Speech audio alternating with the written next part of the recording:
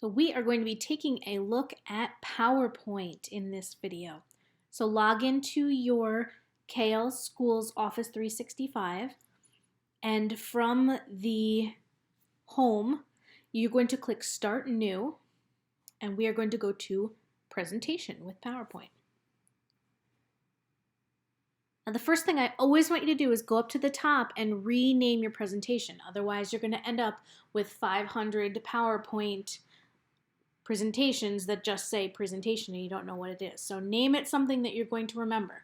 So for example, if I'm doing research on how to make chocolate chip cookies, I'm going to name it Cookie Research Project 2020. Then you're going to give it a title, Quest for the Perfect Chocolate Chip Cookie. And I'll put my name on there. Now you'll notice on the right hand side, there's a designer preview box that is open. So this is a great way to customize your presentation. They offer some design choices, and if you start typing in stuff, you'll notice mine changed. So now I have cookie themed designer previews over there. So I kind of like this one with the cutouts, so I'll choose this. Then you're going to add a new slide, since this was our title slide. We have different options for the type of slide. You could do another title slide, title and content, section header. There's all sorts of different options. For this one, maybe I will just choose section header, since this is the first section that I'm going to be talking about. And it pops up a new slide. So maybe this one is my research question. What is it that I'm going to do research on? Since I enjoy baking, maybe I want to do some research on how do you make the perfect chocolate chip cookie. And then again, you'll notice the designer preview box is there over on the side, so you could take a look and see what kind of designs they're offering. They have, if you go down to the bottom, you can click more. Those all look like they're a little boring. So I'm just going to leave it the way it is. Now maybe I'm ready for another slide, so I can click New Slide. Maybe I'll just do title and content.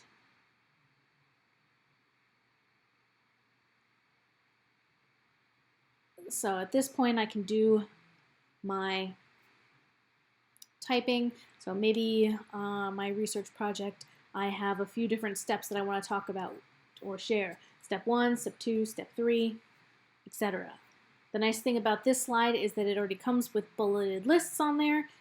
But if that's not what you want, you can go up and you can change it to something else, maybe content with caption, whatever it is. Now this slide, maybe I want to add a picture, so I would go to Insert, Pictures. If I have one, I could do this device. If I have one on OneDrive, you could do stock images. There's a couple of things in here. If you type, they don't have that much of a choice. Like if I type in chocolate chip cookie, I notice I don't see any chocolate chip cookie. So maybe I'll try cookies in general. All right, I'll choose that one. Now again, you'll notice my designer preview box popped back up, so I can look through and see what they offer in terms of designs.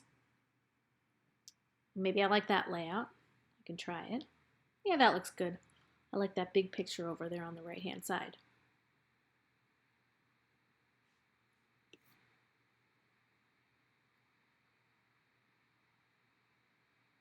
So now I am going to share with you how we are going to make different transitions. So transitions are when you're doing the slideshow from one slide to another. So I'm going to click Transitions up at the top, and I'm going to click this second one, Research Question. And if I pop the box down, you'll notice there are a whole bunch of different ones. I like this one here, so I'm going to click that. And you'll notice you can change the effect. So maybe I don't want hexagons from the left. Maybe I want diamonds, whatever it is. I'm just going to leave it. You can also change it all the way on the right-hand side so that it applies to all of your slides. So then you don't have to go through and click on each one. when you go to play it, it should be on all of them. So when I click from the first to the second, the little hexagons show up. And then when I click from the second to the third, the hexagons show up from the left-hand side again. So that's how you use transitions. You can change them up so that they are on different slides. Now I'm going to show you the Bing pictures. So this is where you get more of a choice. And you'll notice it says Creative Commons, so you can use these. Maybe I like the chocolate chip cookie picture. And again, you'll notice that the designer preview box popped open. So I'm going to look through and find one that I like. I like this one where the cookies are on the entire page. So I'm going to choose that one. But I think those words are a little too small, so I can move them up. And I don't know if you notice when I'm dragging them around, you can see there's kind of dotted lines. That will help you center everything. You can change the size of the font by clicking on the box. And then if you highlight all the words, you can make them bigger so you can see them a little better. And again, I want to make that a little bit larger. You can really, at this point, customize them, move them around. Now, again, like I said, as you're dragging, you'll notice there are some lines. I want to make sure that it's lined up with that red line in the center, so now I know that that's in the very middle of my slide.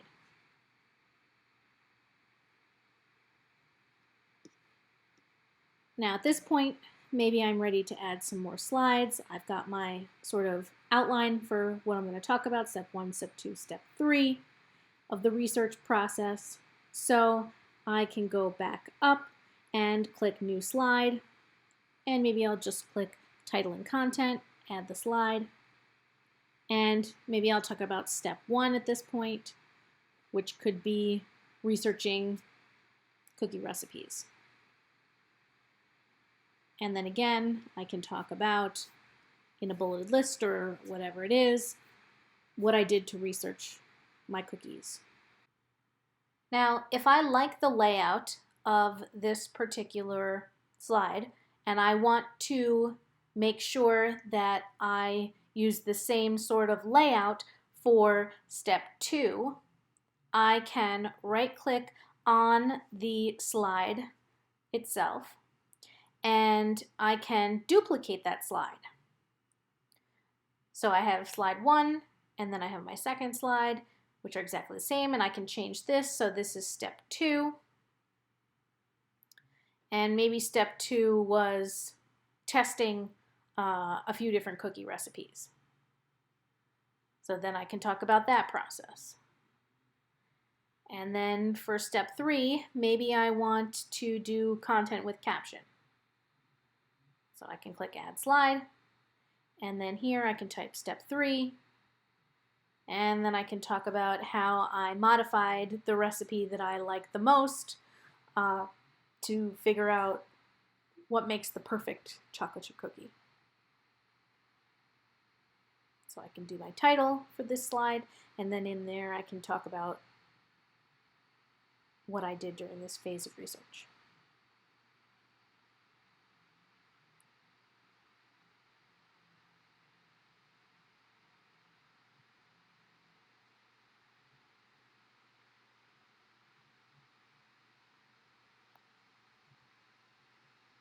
Now, if you notice on the right side, it says click to add text, but there's other icons.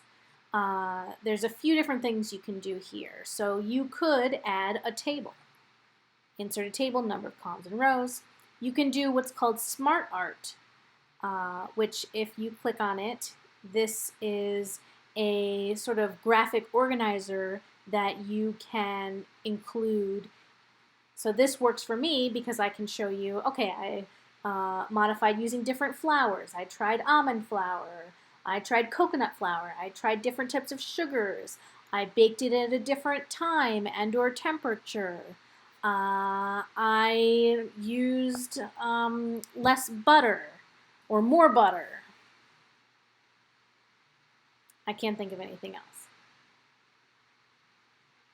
So once you're finished typing in your text, you can click off of it, and if you need to go back in and modify, you can just click on it again. And maybe I'm going to click on it because I want to get rid of that last box. So if I erase that, now there's only 4 boxes.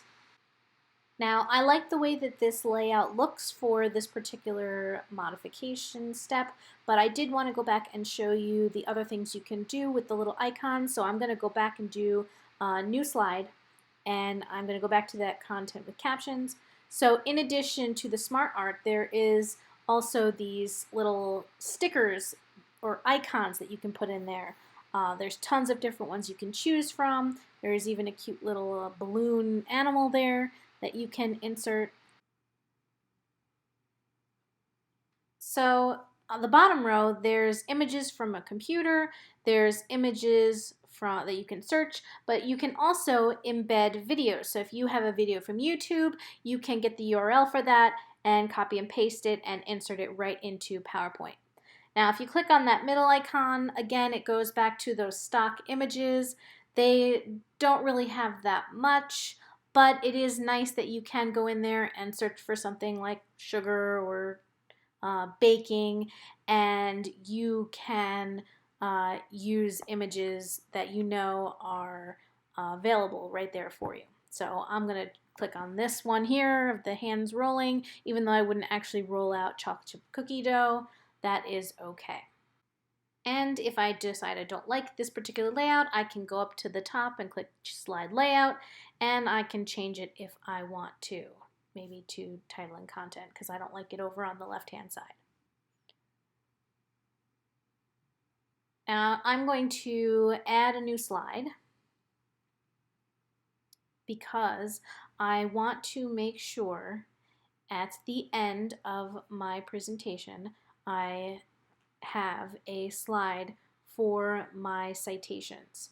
It's very important that you write down where you did your research, where you got your information from, and that we are giving credit to the people and resources that we used. So this concludes our video presentation on how to do PowerPoint. There are lots of other features, so feel free to explore and create. Just make sure that you have renamed your presentation up at the top and that it is saved. That's all.